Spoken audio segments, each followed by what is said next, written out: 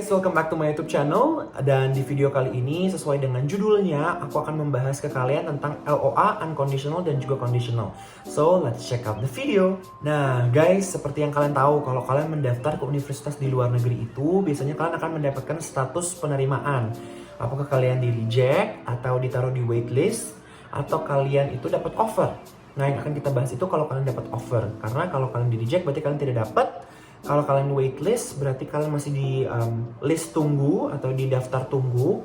Dan yang ketiga kalian offer. Nah, offernya ini kalian bisa mendapatkan LOA atau Letter of Acceptance. Nah, Letter of Acceptance ini itu ada dua jenis. Satu unconditional dan juga conditional.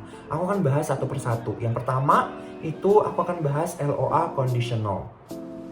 Nah, untuk LOA conditional ini sesuai dengan namanya conditional. Berarti ada condition atau ada syarat-syarat yang harus kalian dapatkan atau kalian penuhi untuk kalian mengamankan kursi kalian di universitas tersebut ya, untuk S1, S2 atau S3. Nah, conditionnya ini apa aja sih? Nah, itu kembali lagi tergantung dengan kalian. Misalnya pengalaman aku waktu aku daftar tahun lalu S2 ke beberapa universitas di luar negeri, itu aku daftar dengan status masih menjadi pelajar. Aku masih menjadi mahasiswa S1 dan aku belum dapat ijazah, aku belum dapat nilai akhir.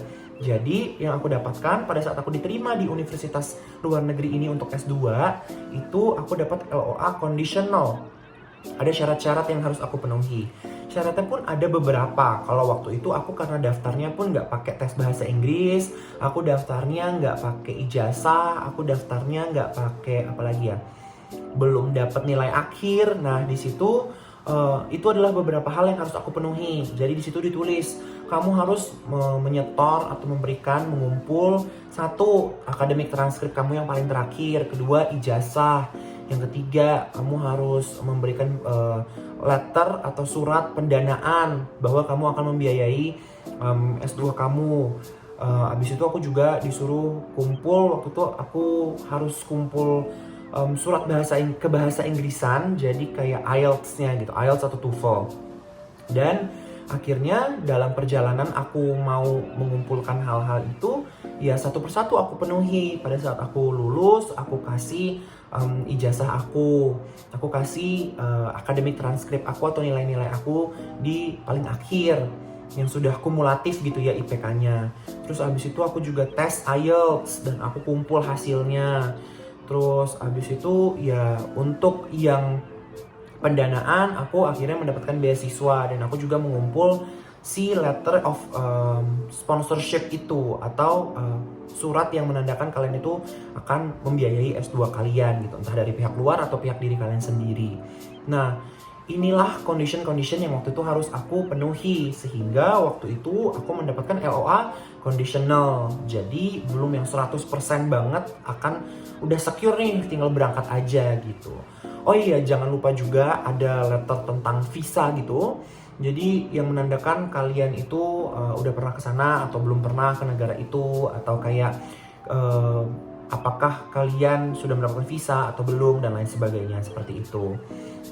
Nah, setelah kalian memenuhi persyaratan-persyaratan ini, nanti kalian di portal kalian masing-masing di masing-masing universitas ya tentunya itu pasti akan berubah menjadi LOA unconditional. Unconditional itu adalah tanpa syarat, tidak bersyarat lagi. Jadi kalian diterima sudah tanpa syarat, tinggal berangkat, tinggal benar-benar ya udah menempuh pendidikannya.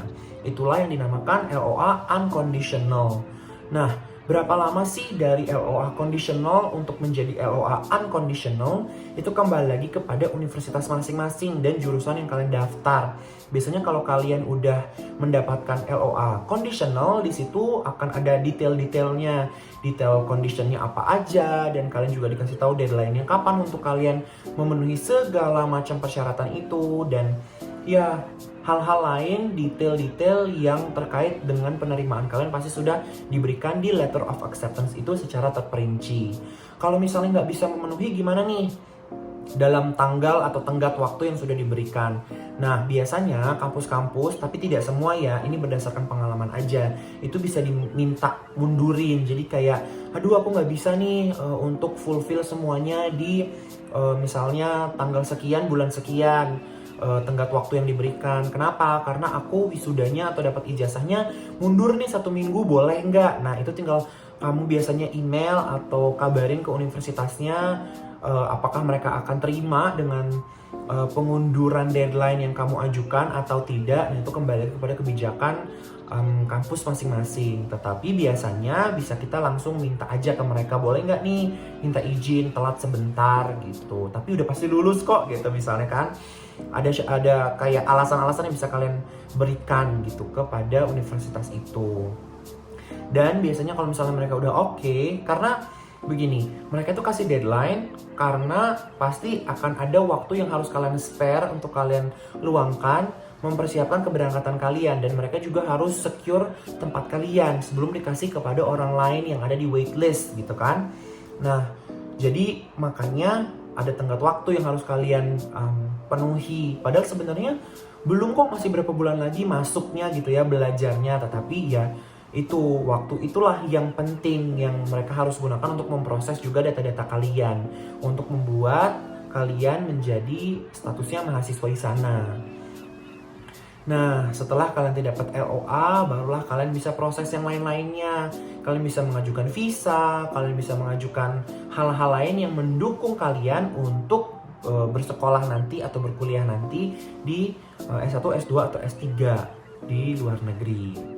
Nah, teman-teman, itu dia video tentang LOA, perbedaan LOA conditional dan juga unconditional. Semoga teman-teman bisa lebih mengerti tentang LOA yang teman-teman miliki atau nanti akan miliki, terutama untuk mendaftarkan diri teman-teman ke beasiswa. Karena kalau kayak kemarin aku daftar beasiswa LPDP itu cuma bisa LOA unconditional aja. Kalau kalian punyanya LOA conditional itu akan dianggap seperti tidak punya LOA sama sekali. Jadi kalian proses seleksinya, pendaftarannya itu seperti tidak memiliki LOA. Nah, jadi teman-teman lebih mengerti nih sekarang harus melakukan apa, mempersiapkan apa agar teman-teman bisa semua plannya itu terlaksana dengan baik. So, terima kasih banyak untuk menonton video ini. Semoga kalian bisa berangkat ya, S1, S2, atau S3 ke luar negeri. So, see you in the next video. Bye-bye.